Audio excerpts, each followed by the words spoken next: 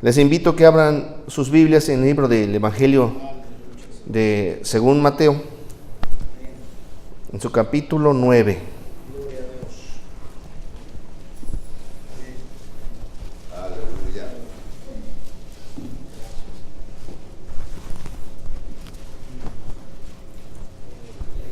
Mateo capítulo 9. ¿Lo tienen?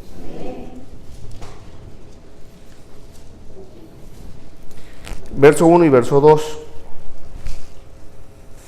La palabra de Dios se lee de esta manera. Entonces, entrando Jesús en la barca, pasó al otro lado y vino a su ciudad. Y sucedió que le trajeron un paralítico tendido sobre una cama. Al ver Jesús la fe de ellos, dijo al paralítico: ten ánimo, hijo, tus pecados te son perdonados. Vamos a leer una vez más el verso 2, todos por favor. Y sucedió que le trajeron un paralítico tendido sobre una cama, y al ver Jesús la fe de ellos, dijo al paralítico: ten ánimo, hijo, tus pecados te son perdonados. Padre, en el nombre de tu Hijo Jesús, encomiendo mi vida y gracias te doy por el privilegio de compartir tu palabra. Tú eres el Rey, tú eres el Señor, tú eres nuestro Padre, tú eres nuestro Hacedor, y en tus manos encomiendo mi espíritu y el espíritu y las almas de mis hermanos y amigos que están aquí presentes. Señor, hágase conforme a tu voluntad. Añade gracia a tu palabra, añade poder a tu palabra, y Señor, mantén los espíritus despiertos para que podamos entender y comprender cuál es el propósito, la bendición que tú tienes para nosotros. Señor, digno eres de ser alabado, digno eres de ser glorificado. Digno eres, somos tu criatura, Señor. Tú eres nuestro creador, somos tus hijos, tú eres nuestro Padre, tú eres el todo, Señor, y confiamos en ti, Señor. Gracias, Señor. Permítenos, ministranos, háblanos conforme a tu voluntad. En el nombre de tu Hijo amado Jesús te damos gracias, Señor. Amén y amén. Puede sentarse.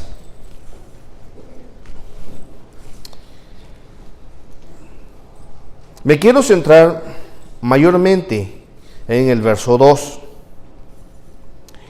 Cuando estaba leyendo yo la versión Reina Valera Antigua, y cuando dice Jesús al ver la fe de ellos, dijo al paralítico, dice: hijo, ten ánimo. En aquella otra versión no dice ten ánimo, dice confía. Y al parecer a veces las palabras, una sola palabra, cambia mucho el significado, o le da otra matiz, otro color a la oración o a la frase. En esta versión nos dice: al ver Jesús la fe de ellos, dijo al paralítico: ten ánimo. O sea, ánimo que significa que estaba desinflado, así como una llanta desinflada, como que cuesta mucho trabajo. Estábamos haciendo un trabajo y nos dieron un de esos carritos para llevar las cosas, un dolly, y le faltaba aire. Híjole, y cómo costaba trabajo meter el material aquí a Luis. Le costaba mucho trabajo porque le faltaba aire. Y entonces ya le echaron aire ayer y ya es más fácil llevar las cosas. El ánimo, usted sabe que a veces a las personas allá en nuestros lugares, el Día de las Ánimas, le decían el Día de los Muertos, las ánimas, porque ánimas son los espíritus.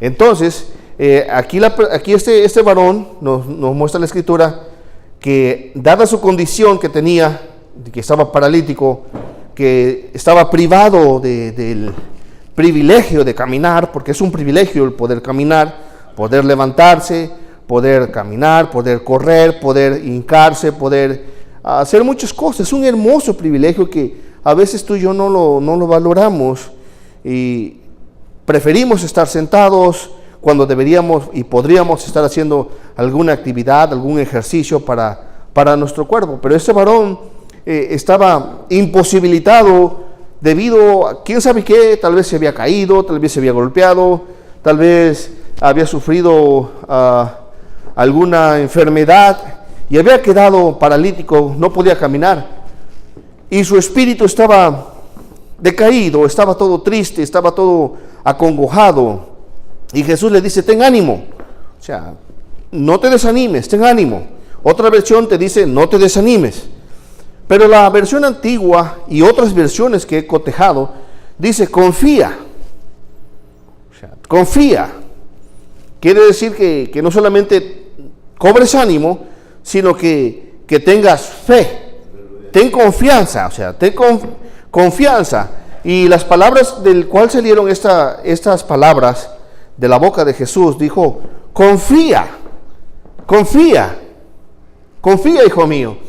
Pero algo importante es que este varón era una persona, hijo de Abraham, y al parecer era temeroso de Dios, porque Jesús no a cualquier persona le decía hijo. Era una persona que tenía confianza en Dios y una relación personal con Dios, porque al decir Jesús hijo, significa que era una persona de relación íntima con Dios. Y le dice, ten ánimo o confía, hijo. Pero algo muy importante fue que le dijo, tus pecados te son perdonados. Aleluya. Es algo bonito que de momento sus amigos los llevaron con la intención de una mejoría física, pero Jesús, mire, Jesús está interesado en la mejoría física de las personas. No lo ponga en duda, por favor. Jesús se interesa en que no tengamos ningún dolor. Eso de antemano podemos tenerlo por seguro. Pero más que todo eso, Dios está interesado en que las personas tengan ánimo, que tengan confianza. Porque usted sabe, como dice un proverbio, el corazón alegre constituye un buen remedio, pero el espíritu triste seca los huesos. Cuando el corazón está alegre, hay un buen remedio, pero cuando el espíritu está triste, hasta la artritis se aumenta, se multiplica, las reumas se empiezan a molestar más a la persona. Pero dice que el corazón alegre constituye un buen remedio. Pero para que un corazón esté alegre es necesario que exista una obra que no es de este mundo, que es una obra divina para el corazón se alegre. Aquí Jesús se le está acercando a este varón y le dice, mira hijo, ten ánimo, confía, no te desanimes. Y le dice, tus pecados te son perdonados. Jesús estaba viendo cuál era la mayor necesidad que tenía esta persona. Él veía cómo estaba su corazón, su alma, su espíritu estaba desanimado, estaba todo acongojado, cómo su alma estaba toda cabizbajo, todo su semblante. Y es feo, no sé si le ha pasado a usted cuando ha visto una persona que anda todo así, con una carita que ni ellos mismos cuando se ven en el espejo, ni ellos mismos se quieren ver. ¿A usted le ha pasado que a veces ni uno se quiere ver en el espejo? ¿A cuántos le ha pasado? ¿Verdad? Que no se quiere ver uno en el espejo. ¡Qué bárbaro! Dice. O sea, ¿por qué? Porque el alma anda cargada de muchas cosas. De malos pensamientos, de malas acciones. Ya hemos cargado a nuestra alma con actitudes muy ásperas. Hemos tratado o maltratado quizás a personas. Hemos portado quizás como patanes, como personas prepotentes. Y quieras o no, o sea, al final el espíritu de uno lo empieza a acusar y te empieza a decir, no, lo que hiciste está mal. Y quiera o no, ya lo refleja uno en el rostro. Ahí anda uno con su cara todo así de no me hablen por favor porque estoy molesto. Y es el reflejo. Los ojos son el reflejo del alma y el rostro es el reflejo de lo que hay en un corazón. Aunque no todas las veces, porque hay personas que tienen una cara de pocos amigos y sin embargo son una dulzura. Pero hay sus excepciones, ¿no? Hay sus excepciones. Y Jesús le dice, hijo, ten ánimo, tus pecados te son perdonados. Él fue primeramente a la fuente, a la raíz de cuál era el problema de esta persona. Y Jesús fue a algo que hoy en día Dios quiere tratar con cada uno de nosotros, es acerca de nuestros pecados o los pecados del mundo. Porque para eso vino Jesús, no para condenar al mundo, sino para que el mundo fuera salvo por él. Para eso vino Jesús, de acuerdo a las Escrituras, que este mundo está perdido, está sumergido en pecados, y como dice Romanos 3:23, por cuanto todos pecaron, están destituidos de la gloria de Dios, y el pecado es una ofensa que nos separa de Dios, y eso es lo que Dios quiere arreglar el día de hoy, contigo, conmigo y con cada uno de nosotros, y con todo el mundo quisiera arreglarlo. Él quisiera perdonar los pecados. ¿Por qué? porque perdonando los pecados obtenemos unos beneficios muy tremendos, y incluso el beneficio es un beneficio eterno que obtenemos por medio del perdón de nuestros pecados. Quiero ahondar un poco acerca de la palabra perdonar.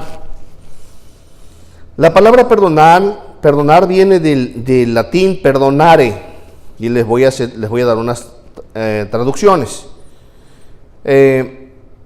Significa no guardar resentimiento, no responder con reciprocidad cuando se recibe un agravio, o sea, no responder de la misma manera. Perdonar es no guardar un resentimiento. Un resentimiento es algo que como usted sabe, como una molestia, como algo que te está molestando. Ni se responde con reciprocidad a una persona que ha hecho un agravio. También perdonar, me dice el diccionario, que es dejar a una persona libre de una obligación. ¿Escucha bien? Por ejemplo, aquí da un ejemplo. Te perdono de que laves los trastes. O sea, no lo tienes que hacer, te lo perdono. O sea, te liberan de una obligación que te toca hacerlo, pero mira, te perdono. ¿Ok? Se siente bonito, ¿no?, que lo libren uno de una obligación. Liberar. También dice que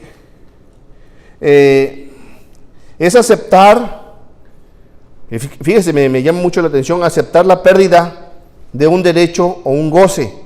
O sea, aceptar la pérdida de algo. Dice aquí, por ejemplo, que es renunciar a algo. Por ejemplo, que aquí pone un ejemplo. Le tocaba ir de vacaciones a París a esta persona, pero no pudo ir. O sea, perdonó su ida a París. Tuvo que renunciar a sus derechos. No, o sea, no pudo ir. También me dice que, en otro diccionario, que es olvidar. Fíjese, olvidar una ofensa o falta recibida. Una ofensa. ¿Cuántos nos han ofendido? ¿Cuántos hemos ofendido? Pero nos dice que perdonar es olvidar una falta o una ofensa recibida. Dice el ejemplo: me molestó que me mintieras, pero te perdono. Es bonito. Y aquí sigue diciendo, es dejar libre a una persona de una obligación o de un castigo. También dice que es renunciar una persona a algo apetecible. Bueno, pero también hay sinónimos de perdonar. Perdonar significa disculpar, exculpar, dispensar, eximir, indultar, amnistiar, condonar, remitir, excusar, descargar, absolver, pasar por alto, perdonar el hecho, rebajar la pena, inculpar. Bueno, esta palabra perdonar significa prácticamente como alguien que está cargado, que tú lo perdonas, le quitas una carga, lo liberas de algo. Nos da la intención de que es algo beneficioso cuando alguien recibe un perdón. Me llama la atención mucho la atención la palabra indultar. El indulto, eso es un poder que un gobernador o un presidente tiene para dejar libre a una persona, por ejemplo, que está condenada a la muerte. Usted sabe que el presidente tiene el poder de indultar a los condenados a muertes. Se dice que mayormente los presidentes que van a salir ya de turno, las últimas horas de su presidencia, se dedican a firmar cartas de indulto. A fulano lo indultan, a sultano lo indultan, ya no lo condenan a la muerte. Ponga que le dan la prisión de por vida, pero es mejor estar vivo que estar muerto. Ya están perdonados. Ellos son las únicas personas o los gobernadores que tienen el poder de indultar. E incluso un presidente puede indultar a una persona y decirle: tú no solamente te libro de la muerte, de la pena capital, sino también puedes irte y salir en libertad. Y tiene un poder, tiene una autoridad que se tiene que respetar, porque por eso representan la autoridad. Pues bien, mis amados hermanos, quiero que sigamos en esto. Para que exista un perdón, debe existir un ofensor y un ofendido, ¿verdad? Pues es lógico, porque tiene que haber alguien que ofende y alguien que recibe la ofensa, el que ofende y el ofendido. Pero ¿por qué existe el perdón? El perdón existe por causa de una ofensa, ¿verdad que, o no está de acuerdo conmigo? Si no se ofendiera, no habría necesidad de perdonar, pero debido a que ofendemos, es necesario el perdón. ¿Y el perdón para qué es? Para poner las partes iguales y para acabar con las diferencias que existan. ¿Por qué es necesario el perdón? Es necesario porque para liberar la culpa, para quitar una culpa, para quitar una ofensa. Es como cuando te dicen, te perdono. O sea, te portaste mal, como el sentimiento que sintió. Se imagina la hermana que sentía lo que había, el accidente o la imprudencia que había cometido, y sentía que estaba en problemas, porque era un problema grande, pudo haber causado una gran pérdida, pero su esposo cuando llegó no se enojó, sino que comprendió, es un alivio grande que no le hayan echado en cara. Mira que, o sea, es feo eso. Qué bonito es sentirse perdonado, qué bonito es sentirse así. Y eso es algo que el Señor quiere que tú y yo que aprendamos, que el perdón es necesario en nuestra vida debido a nuestra naturaleza caída. Debido a que somos caídos, debido a que no tenemos el ser humano ha perdido la comunión con Dios, estamos propensos a ser prepotentes, estamos propensos a pasarnos, a ser ásperos con nuestro prójimo. Y el primer prójimo que tenemos a nuestro lado es a nuestra compañera o las esposas a sus esposos. De una u otra manera a veces somos ásperos y ofendemos de una u otra. Pero aquí hay otra pregunta, ¿por qué existe la ofensa? Como decía hace unos segundos, la ofensa es una condición del corazón caído, debido a que nuestro corazón está desbalanceado, debido a que nuestro interior no está completo, porque el ser humano necesitaba a Dios desde un principio, debido a que nuestro corazón muchas veces no lo hemos puesto en las manos de Dios. Estamos propensos a que Satanás nos manipule, a dejarnos utilizar por el enemigo, y por eso es que ofendemos nosotros a nuestro prójimo. El corazón sin Dios es un corazón destruido, es un corazón roto, es un corazón incompleto, y por eso es que faltamos y ofendemos a la persona. La ofensa es la condición de un corazón caído. Mire, ¿alguna vez Jesús ofendió a las personas? ¿Usted cree que Jesús ofendió a las personas? Bueno, no las ofendió. Así que al ser ofendido con premeditación, alevosía y ventaja, con ganas de lastimar a las personas, no las ofendió, pero sin embargo sí ofendió a personas. Ofendió a las personas por decir la verdad. Como dice, hay un dicho que no está en la Biblia, la verdad no peca, pero incomoda. Jesús su intención nunca fue decirle a una persona, rebajarla, nunca fue humillarla, nunca fue sobajarla, simplemente Él habló la verdad. A los fariseos Jesús nunca tuvo la intención de humillarlos o de ofenderlos, pero cuando les dijo, ustedes son unas víboras, ustedes son unos hipócritas, ellos se sintieron ofendidos. Pero Jesús no estaba pecando, simplemente estaba hablando la verdad, pero ellos se ofendieron. Ahora bien, la enseñanza de aquí es la siguiente: a veces a ti y a mí se nos dice la verdad, pero ¿por qué a veces nos ofendemos? A veces la verdad ofende. A veces la verdad nos ofende, pero nos ofende porque el corazón está caído. Si nuestro corazón estuviese completo, estuviese en el nivel que Dios requiere, la palabra que se nos dice no nos causara ninguna ofensa, sino al contrario, la recibiríamos con amor y diríamos, sí es cierto, yo acepto la corrección, acepto que estoy mal, acepto que he ofendido, y vendríamos a pedir perdón a Dios. Pero a veces, ¿sabe qué? Nos dicen algo y a veces la agarramos de manera personal contra la persona que está predicando y dice, de seguro alguien le dijo a ese hermano que yo estoy maltratando a mi esposa, o que yo soy un grosero, un áspero. A veces pensamos mal de las personas, sin embargo deberíamos pensar que es Dios el que nos está llamando para que estemos completos en Él. ¿No cree usted eso? Bueno, fíjense algo, nosotros los seres humanos, hombres, mujeres, niños, ancianos, de cualquier raza, de cualquier lengua, tribu, ofendemos. ¿Sí o no ofendemos? A ver, levanten la mano los que ofendemos. Todos ofendemos. ¿Verdad que somos dados a faltar el respeto? Faltamos al respeto, ¿verdad? Los padres a los hijos, aunque son los hijos de uno, ellos merecen respeto. Los hijos a los padres le faltan al respeto. A veces, debido a nuestra condición, nos comportamos de tal manera que nosotros hacemos que nos falten al respeto. Nosotros mismos lo provocamos. O sea, porque una persona toma su posición que debe tomar. Si es una persona honorable, una persona de respeto, tiene que comportarse como tal.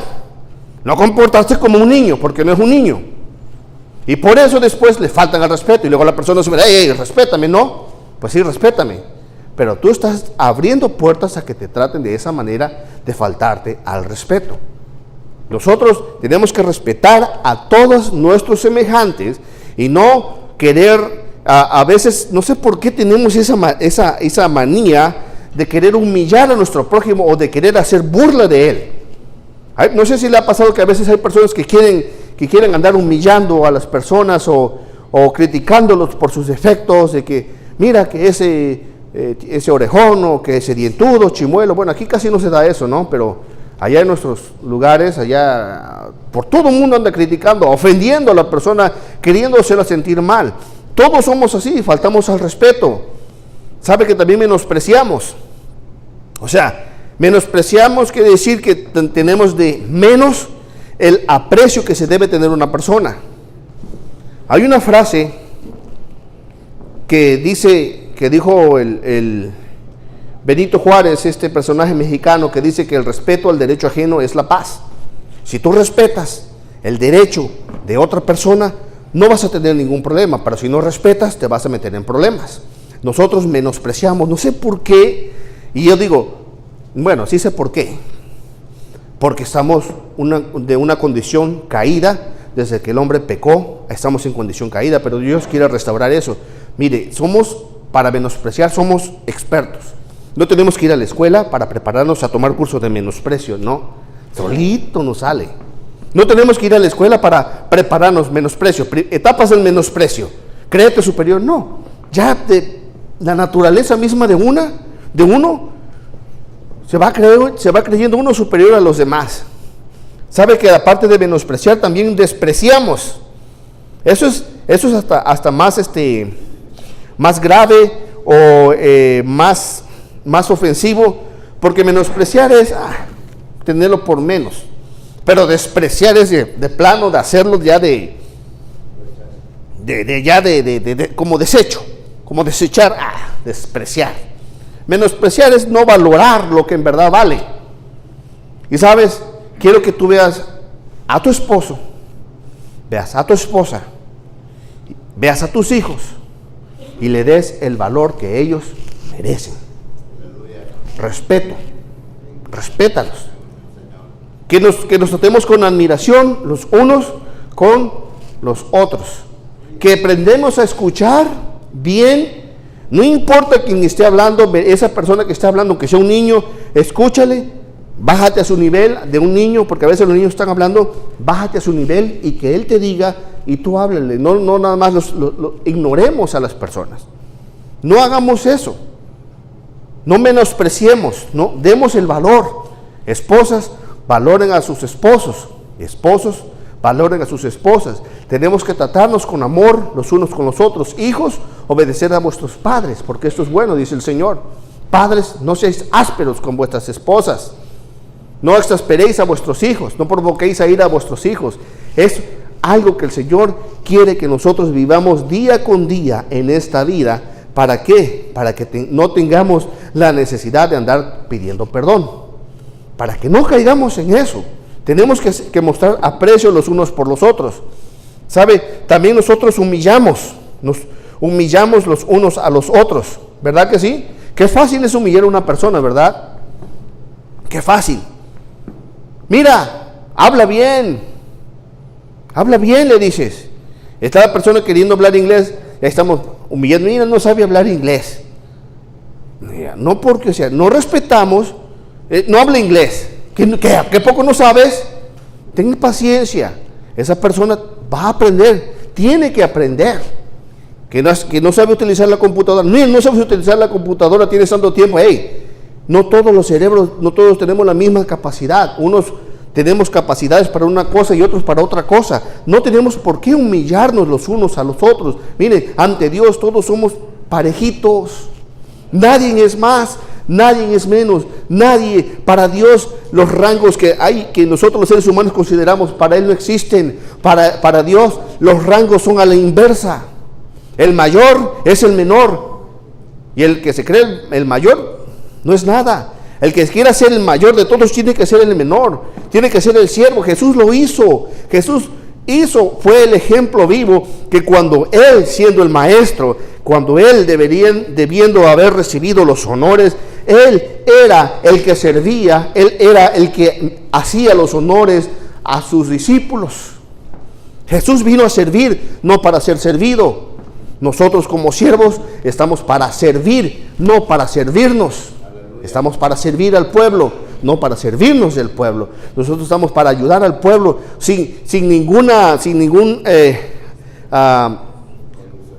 incondicionalmente, no querer sacar provecho de nadie, sino al contrario, amarlos. ¿Por qué? Porque es un privilegio aquí estar hablándoles a ustedes en el nombre de nuestro Señor Jesucristo.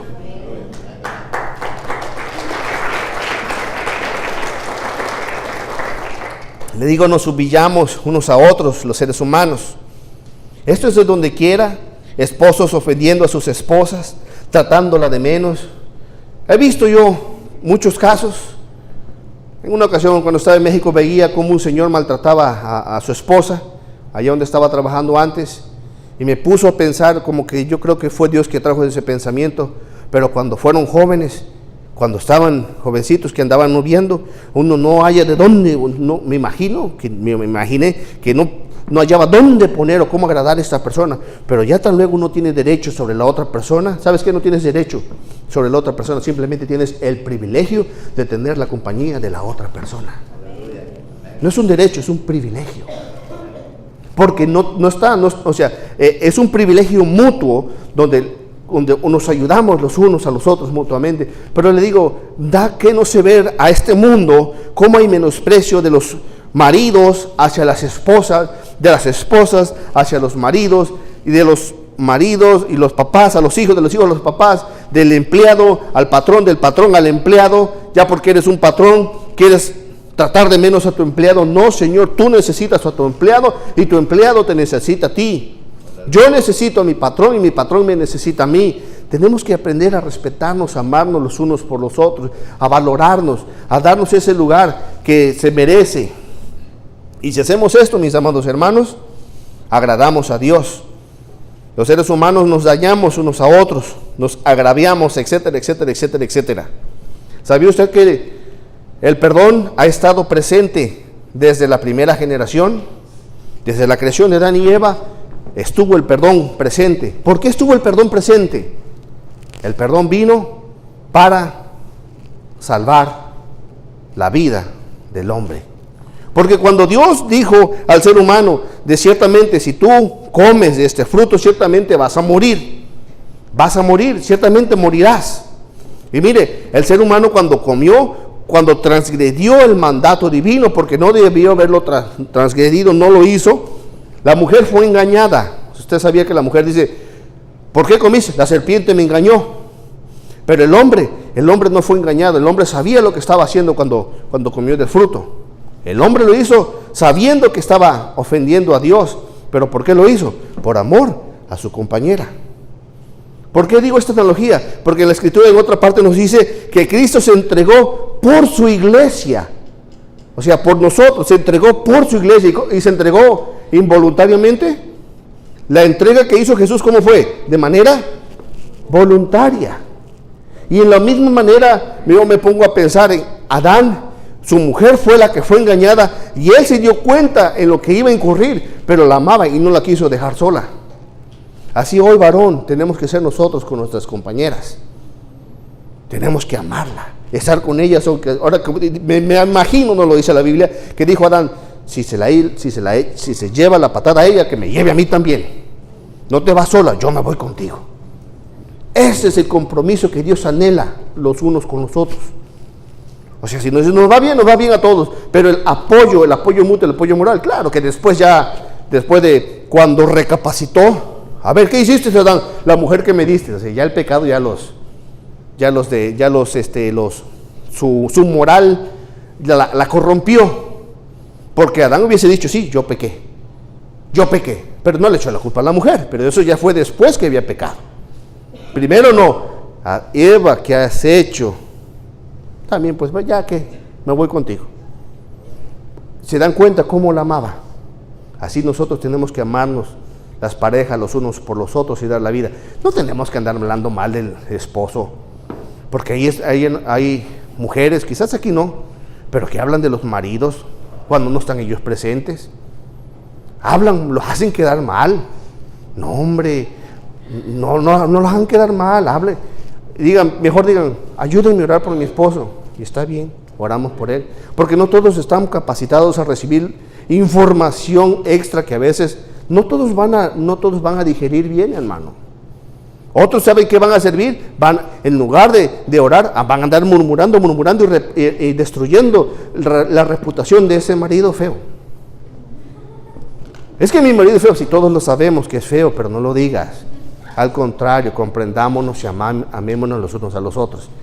Feo no en el sentido físico, sino que a veces somos de una personalidad muy fea. Al contrario, soportándonos los unos a los otros, así como esta silla, este púlpito necesita tres soportes, así somos nosotros para soportarnos los unos a los otros, no andándonos destruyendo los unos a los otros.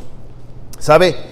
Por eso Dios tuvo que perdonarlos. ¿Por qué los perdonó? Porque los amaba. El castigo de Dios era que iban a morir, y Dios pudo haber ejecutado el juicio ahí mismo y destruirlos. Pero ¿sabes qué hizo Dios? En lugar de matarlos a ellos, aunque iban a morir físicamente, ellos merecían la muerte física, ahí mismo en ese momento, por haber desobedecido a Dios. Pero sin embargo, en lugar Dios de matarlos a ellos, ¿qué hizo Dios? Sacrificó animalitos y con la piel de ellos cubrió el vestido de ellos. Es como si dijera Dios, los voy a ejecutar el juicio, pero en lugar de eso, descargó su ira sobre unos animalitos inocentes que no tenían nada que ver con Adán y Eva. Los perdonó, les perdonó la vida. Eso es Dios. El amor de Dios es perdón y cubre el error, cubre el pecado. Ahora bien, el perdón de Dios, el perdón es necesario para hacer las paces. Sí sabe lo que significa eso, hacer las paces, ¿verdad? ¿Sabe a lo que me estoy refiriendo? Para estar en armonía, para estar en paz, para poner las cosas en claro otra vez, para hacer las paces, como para estar a cuentas los unos con los otros. Por eso es necesario el perdón para limar las asperezas, como cuando los machetes o los cuchillos que tú le pegas a una piedra, quedan las asperezas, y eso ya no vuelve a cortar como debe cortar, sino que tiene unos lomos que hay que rebajarlos con unas limas o con unas piedras y rebajarlos. El perdón es para rebajar eso, es para limar las asperezas de que ya no nos esté estorbando en nuestra función. Como las asperezas estorban la función del machete, así el perdón lima las asperezas de nuestras relaciones interpersonales con nuestros prójimos. Es para armonizar, para estar en paz. Pero ¿sabe qué? El perdón es un atributo divino. ¿Ustedes creen que el perdón es un atributo de nosotros los seres humanos? Es un atributo divino, porque de Dios vino el perdón. De Él es el perdón. El perdón es necesario para hacernos libres. Y otra cosa, y quizás la más importante de todas, el perdón es necesario para ver a Dios. Porque si no somos perdonados, si no nos perdonan nuestros pecados, no vamos a poder ver a Dios. Es muy necesario el perdón. Quiero que veamos rápidamente la oración que nuestro Señor Jesucristo le enseñó a sus discípulos. ¿Cuántos discípulos aquí hay de Jesús? ¿Cuántos quieren ser discípulos de Jesús? Yo soy discípulo, pero quiero ser discípulo, aún más y más. Muy bien, veamos lo que nos dice en el libro de San Mateo capítulo 6, verso 9. Cuando Jesús estaba enseñando a orar a sus discípulos, dice la palabra de nuestro Señor: Vosotros pues oraréis así: Padre nuestro que estás en los cielos. ¿Cuántos de aquí Dios es su Padre? ¿Es su Padre? ¿Cuántos de aquí necesitan que Dios sea su Padre? Mire, le voy a decir una cosa. Dios es Dios. Él es grande, poderoso, fuerte, misericordioso, maravilloso. Él es un Dios de justicia, un Dios que no tolera el pecado, pero Él es un Dios lleno de amor, que quiere que todas las personas sean sus hijos. Porque no todos son hijos de Dios. Son creación de Dios. No sé si se acuerdan la vez pasada lo que estuve diciendo. Hay hijos de los hombres, que son los descendientes naturales de Adán y Eva.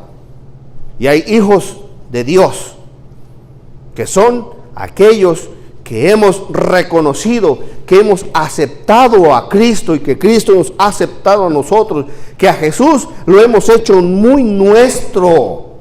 Jesús tiene que ser muy personal. Y les he puesto el ejemplo de los teléfonos inteligentes que tenemos, que hasta un password le ponemos.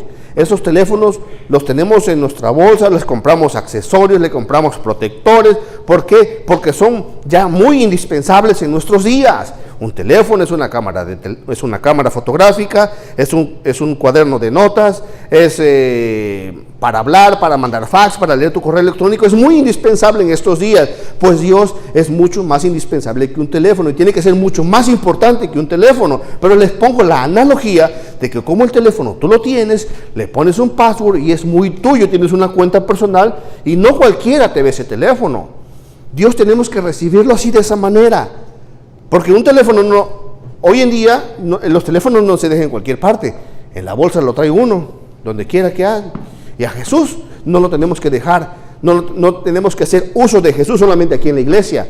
Jesús debe ir con nosotros en todas las partes de donde vayamos. Jesús es mi Dios aquí, y yo le alabo, yo le canto, yo le adoro, y por eso me uno al coro que hay aquí y le canto. Jesús es mi Señor cuando estoy con mi esposa. Jesús es mi Señor cuando estoy con mis hijos. Jesús es mi Señor cuando estoy trabajando. Jesús es mi Señor cuando voy manejando. Jesús está en todas partes.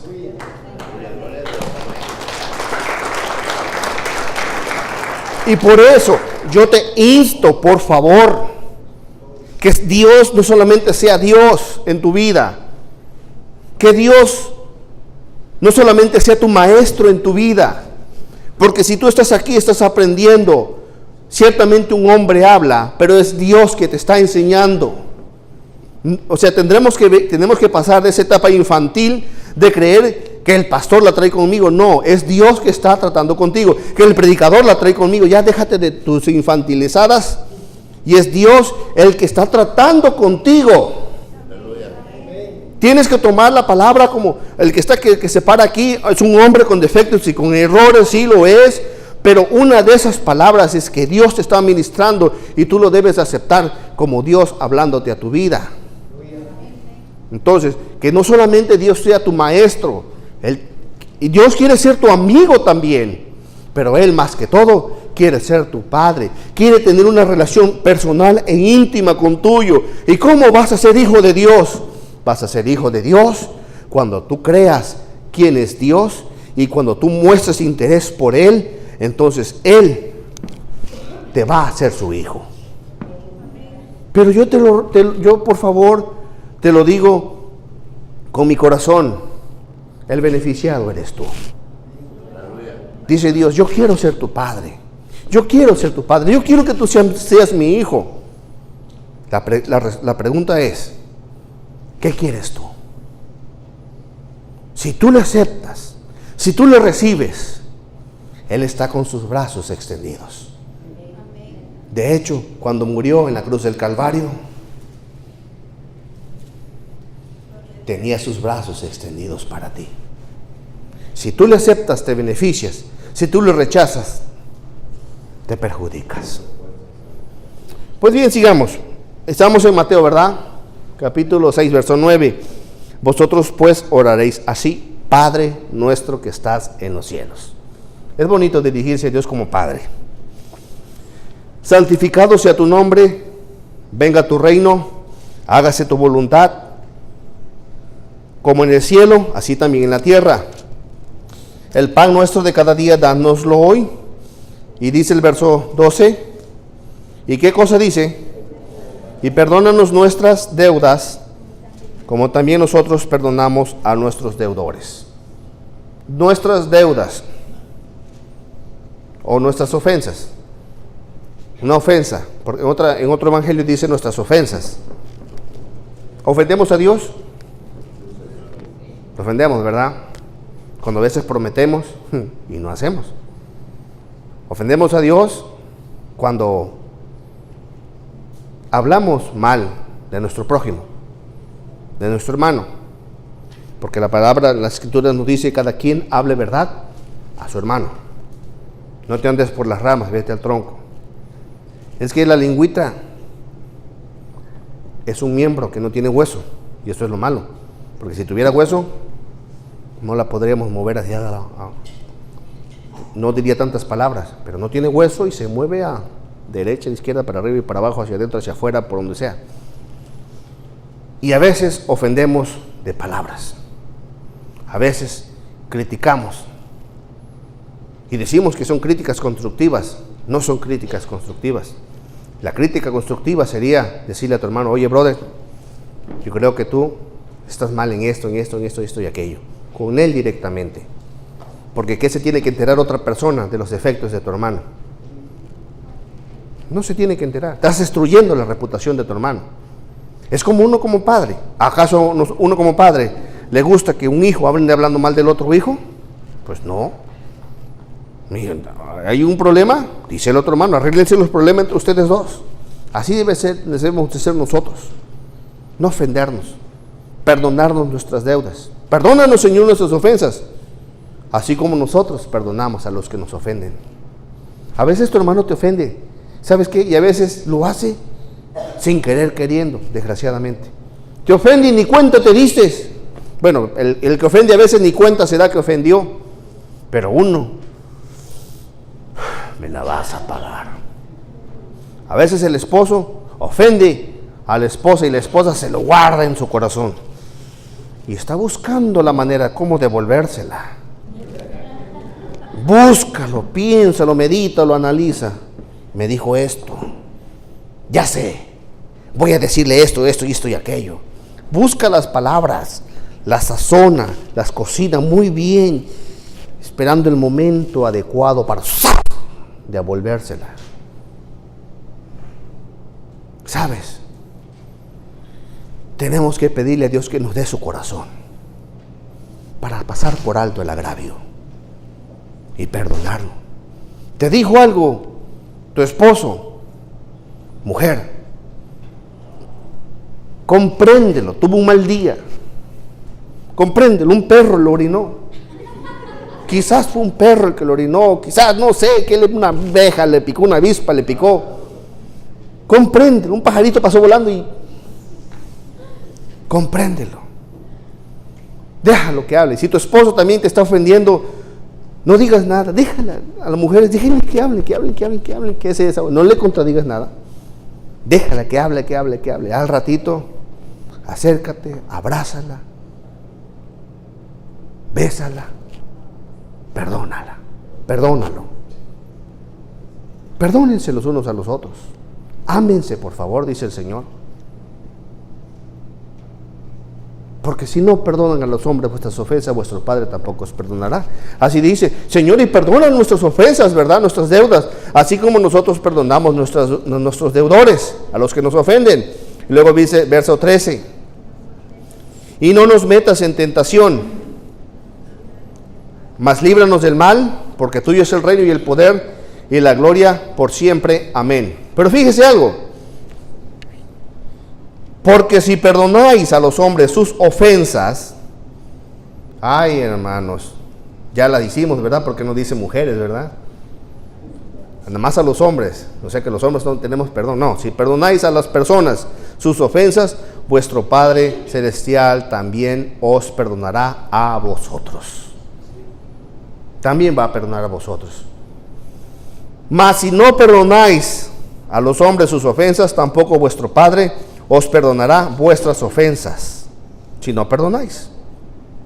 Mateo capítulo 18, verso 21 al 35, voy a leer rápidamente. Dice, entonces, viniendo Pedro a él, dijo, Señor, Mateo 18, 21, oye, Señor, ¿cuántas veces perdonaré a mi hermano que pecare contra mí? ¿Hasta 7? 7 veces lo voy a perdonar. Jesús le dijo, no te digo hasta 7, sino hasta 70 veces 7. ¿Cuántos son 70 veces 7? 490 ofensas. ¿Será que es en toda tu vida? ¿Será que es anual? ¿O será mensual? ¿O semanal? ¿O será diario? Jesús le puso un número a Pedro, porque Pedro, ya la hice, ya, Juan me la ha hecho 7 veces, y esta no se la voy a perdonar. ¿Sí, hasta 7, maestro? No, Pedrito, hasta 70 veces 7. Por darle un número. Y se quedó Pedro, si no sabía matemáticas, se quedó espantado. O sea, yo creo que el perdón es infinito. Yo diría que es al día, que se debe perdonar a una persona 490 veces al día. Pero hombre, no creo que haya una persona que sea tan exagerada así de ofender. Pero eso es el ejemplo que Dios puso. Perdónalo. ¿Hasta 7 veces? No, 70 veces 7. Bueno, dice. Y luego dijo Jesús, por lo cual el reino de los cielos es semejante, le puso un ejemplo, a un rey que quiso hacer cuenta con sus siervos.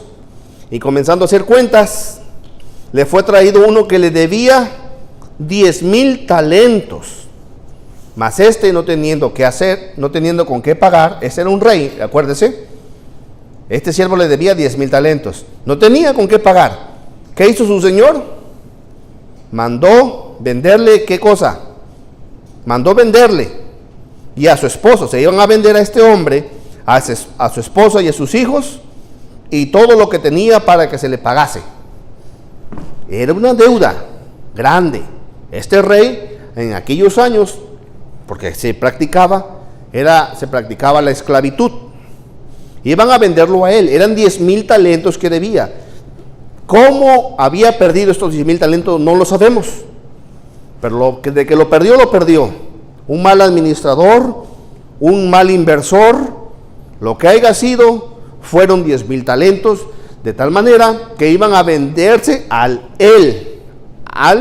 administrador, a venderlo como esclavo. ¿Cuánto genera una persona al año? $30,000, $20,000. Una persona, más o menos un promedio. Y un esclavo en Israel tenía que ser vendido por lo menos por 7 años. 6 años, y al 7º año iba a salir libre. Así que échale cuenta, 20 por 6, pongámosle 6 años de esclavitud. Son $120,000. Más su esposa, más sus hijos. O sea que la deuda era tremenda. Era quizás $1 millón o $2 millones. Y todo lo cuanto tenía para que pagara esa deuda. Pero nos dice aquí, y los discípulos se quedaron pasmados al oír esa interpretación. Pero aquel siervo, verso 26, postrado le rogaba diciendo: Señor, ten paciencia conmigo, ten paciencia, yo te lo pagaré todo. Ten paciencia, Señor. Sabía que ese rey era un rey autoritario. Ten paciencia. Se le hincaba, le rogaba: no me vendas, por favor. Yo sé cómo son los esclavos, yo sé cómo los tratan, yo sé que no reciben pago, no reciben salario, yo sé que y mis hijos, mi esposa, o sea, hay patrones que son unos degenerados.